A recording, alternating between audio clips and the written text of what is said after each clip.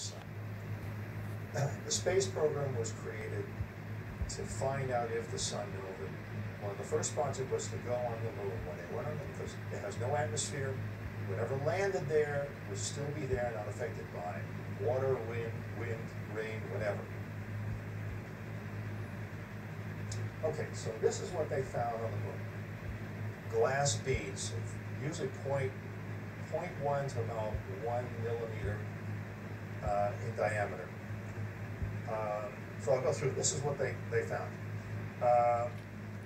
When our sun novas, it creates a lot of radioactive elements because the cosmic rays are basically atomic bullets hitting other atoms and they create isotopes.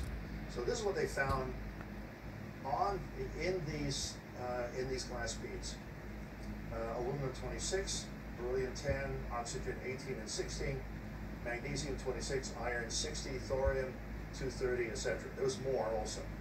Scientists have detected an increase of 50% to 80% of radioactive elements 1,100 plus years ago on Kodiak Island. That's in the journals. Now, on part 4, I'm going to cover the sedimentary evidence, just what was found on the Earth. And, okay, F. Singer Science gives some of the references you can go to go find it. And this is an anomaly in a deep sea manganese crust and implications for a nearby supernova source. Because they found some of these radioactive elements on the skin of manganese nodules from the bottom of the ocean. Here's green glass, green beads. They found Apollo 15 samples.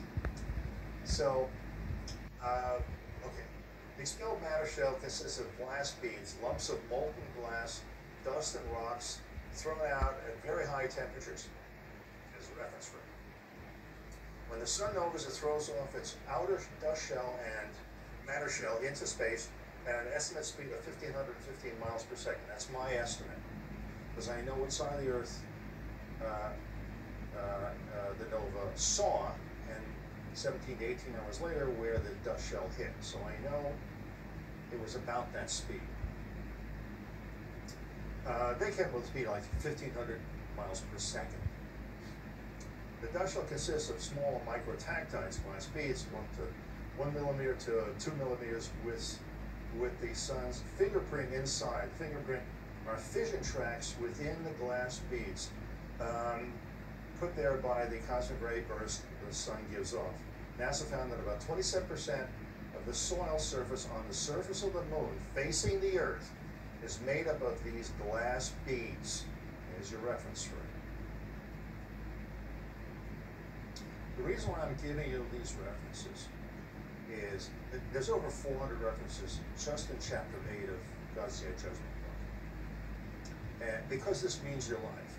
This thing's going to happen in less than 28 years. And that's why you're going to have more hurricanes, tornadoes, more earthquakes and volcanoes. I'll explain in part 4. But this means your life. And as the first part of this series showed, they lied to you about a lot of different things, didn't they? But they're scared.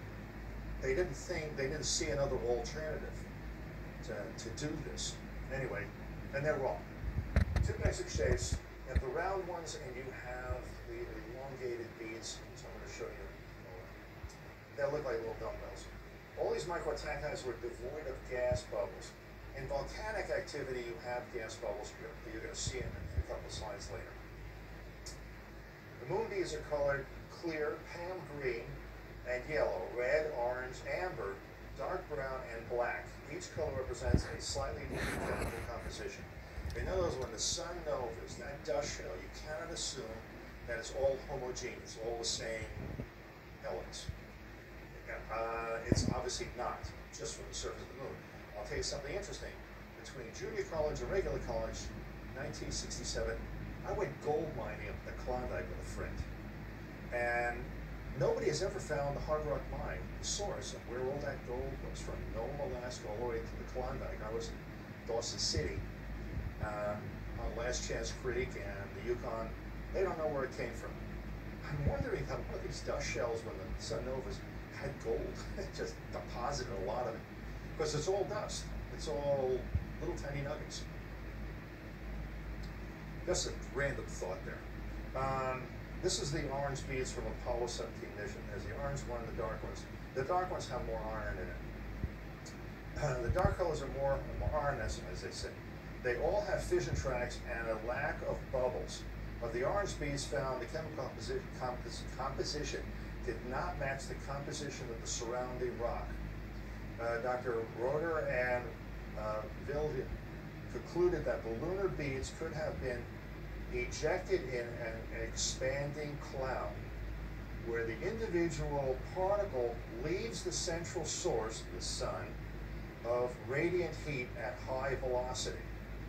There's the reference. They're saying a nova.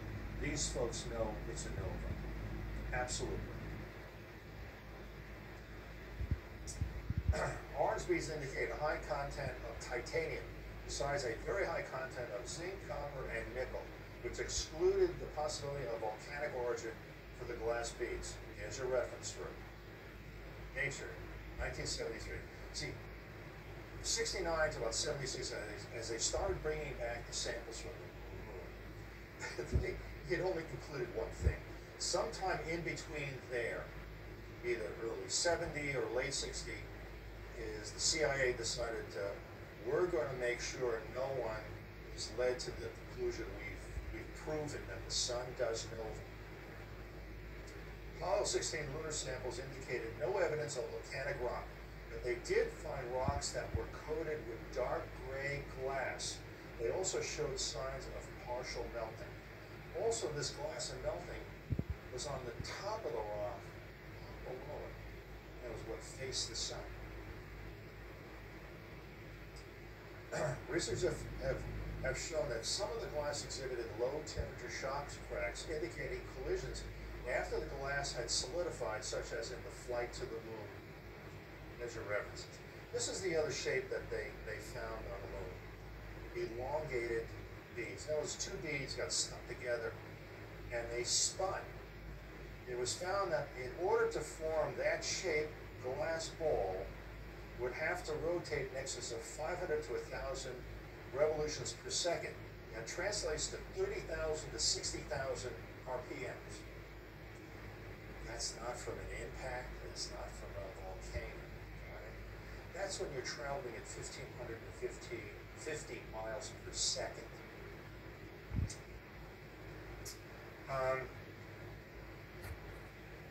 Which eliminates the possibility of dumbbells falling from volcanic. That's enough. If anybody's made it this far, they can go watch it themselves. I'm tired of holding this camera.